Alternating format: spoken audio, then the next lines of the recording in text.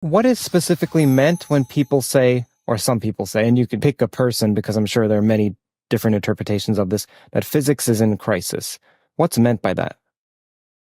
You'll have to ask them because I don't think it's true. I guess that there's different interpretations one could have. Either that we're stuck, we haven't gone very far forward in fundamental physics, or they might think that individual physicists are doing things in the wrong way for some reason. But, again and again, I'm going to keep saying the proof of the pudding is in the tasting. The alternatives that I've seen offered up are not that impressive to me. In the comment section, I had a brief skim through, and they were saying that when people say physics is in crisis, they don't mean physics as a whole, they mean fundamental physics, and that the podcast focused on the successes of applied physics like MRIs and lasers and so on to counter the claim of stagnation. So attributing engineering feats to physics, and that if we detect the Higgs boson, sure, that's cool, it's wonderful, but that's a confirmation of an old theory. It's not a novel theoretical breakthrough. How do you respond to those comments? No, I mean, I agree. What can I say? In fundamental physics, we've not had any breakthroughs that have been verified experimentally for a very long time. That's just true. Can't argue with that. Again, most physics is not fundamental physics. If you look up the membership roles of the American Physical Society and figure out what fraction of them are doing quantum field theory or gravity or whatever, it's a small fraction. There's a lot more interesting physics out there. You might personally not be interested in it. Good for you. That's fine. But it is going on. That's what employs most physicists.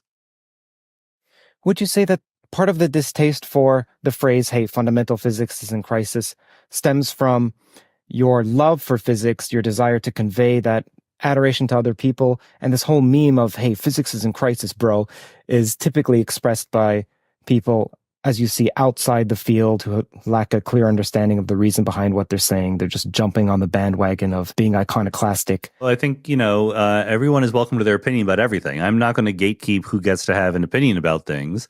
I just want people's opinion about things to be as educated as they can be. That's why I try to offer up my own solo podcast and other efforts. I think it would make sense to say that physics was in crisis if I had a very sensible argument that physicists were working badly, were doing the wrong thing, were making mistakes.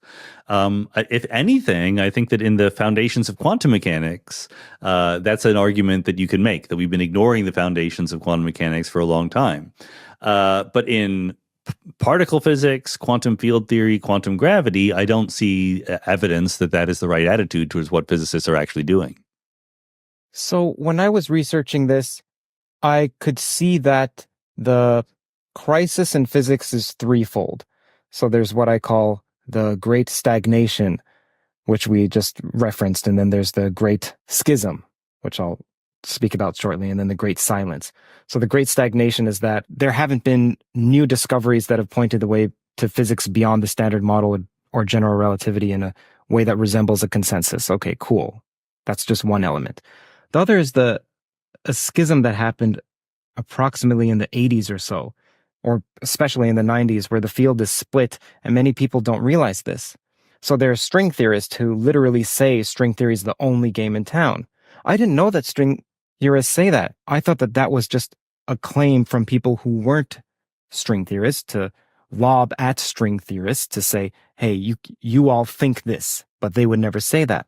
But I was speaking to Kumran Vafa, and he explicitly said twice in the podcast, it's the only game in town. So this also then has this element of trial by string theorists where new ideas are also evaluated by string theorists. And I'm speaking specifically about fundamental physics. So I agree, there's no crisis in physics as a whole. It's quite foolish to say that, especially just look at condensed matter physics. It's booming. And if you want to contribute something new, that's the great place to be. But it's partly this derisive and supercilious attitude by the string theorists since the 80s that have cost people jobs. And this is in part what Peter Voigt is talking about with his critiques, though his tend to be more mathematical about overhyping string theory. The majority of the time, though, the issue is with the string culture. So that is to say that there's a history of its arrogance and its incuriosity and its suppression of alternative ideas. That's the schism. And then well, how about I let you comment on that? Do you see that? Yeah, I mean, I would say that there absolutely are string theorists who sincerely and honestly believe that when it comes to quantum gravity and unification, string theory is the only game in town. That is not necessarily true. I don't agree with them, I should say, but I get why they think that. You know, as I said, I think I explained in my podcast about this. It's not as if we fixed all the problems of physics and moved on to trying to do quantum gravity. In the mid 1980s, nobody was interested in quantum gravity for very good reasons. The Planck scale is very large. Gravity is a very weak force. We can't collide gravitons and see what happens. The prospect of getting any good theoretical handle on quantum gravity seemed unrealistic. The early 80s, I should say. String theory came along and offered an answer to some of the puzzling aspects of quantum gravity in a very unexpected way. It's a finite theory. You can collide gravitons together in the string theory thought experiment and get a very perfectly well-defined answer. And other theories you just can't. What can you say? So that gave people, very, very good optimistic reasons to push the theory forward.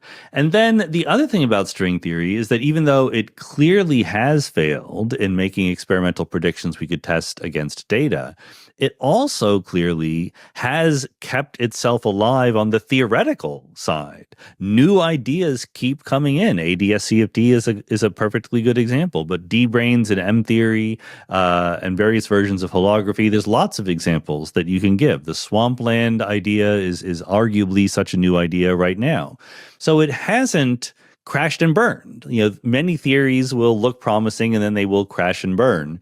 String theory has remained frustrating because it doesn't connect with data, but the number of theoretical ideas is enormously rich, and that's worth taking seriously. Now, I do have a little bit of sympathy with the view that you just expressed, but I would express it differently. I mean, I think that the way that it often gets expressed is just clearly sour grapes. It's clearly just being curmudgeonly, and people don't like my ideas. Therefore, I'm going to claim that they don't have a good attitude towards science more generally. I don't think that that's a valid way of arguing. But the way that I would be able to argue it is, look, precisely because experiment is not guiding us, we should be a little humble about what theories we like and don't, because we can always fool ourselves. We can always trick ourselves when experiment is not there to set us straight.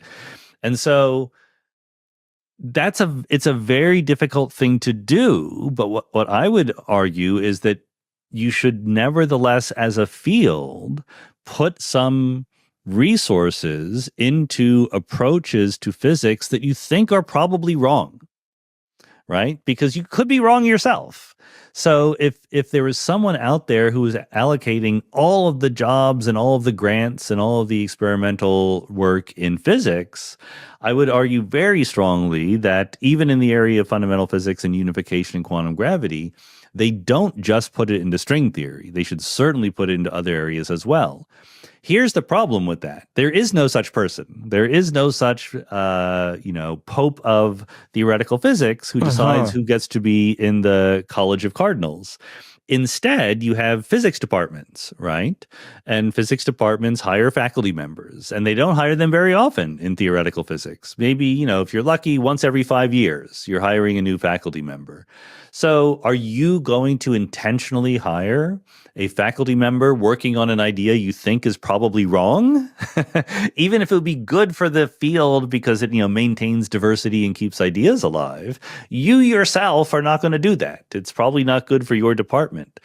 So there is an academic tendency to bet too much money on the leading horse, right? To be a little bit too conventional and conservative because you don't know what's going to turn out right. It's easier to go with what is in the mainstream. So that absolutely, I would argue, has the effect of cutting off alternatives. And so I think both that there are good substantive intellectual reasons to be skeptical of the alternatives, and that we should nevertheless do a better job than we do of supporting some work on them.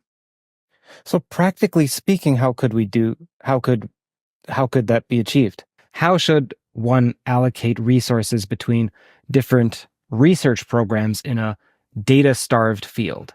How could the minority... I don't know. That's a very good question, but since I'm not the Pope of physics, I don't have to answer it. I mean, I think it's somehow, I don't know, fellowships, prizes, grant money. I really don't know. Yeah, so if I see what you're saying, it's akin to saying trees are all born of the same birth. They're a fragile sapling at first, and maybe even a flimsy seedling. And then if someone was to say there are no alternatives to string theory, or at least none that are as developed, well, how do we know? Because there could be saplings, but there's the tree of string theory, which is growing its leaves and then just preventing the growth of others because of however the academic system works. So is that a fair recapitulation, or am I misguided? Yeah, no, I think that's basically on the right track. You know, yet another way I would put it is it's a game theory kind of thing. In many games, it turns out that the best strategy to use is what's called a mixed strategy. So in any particular case, you might think that there's one thing to do that is certainly the best thing to do.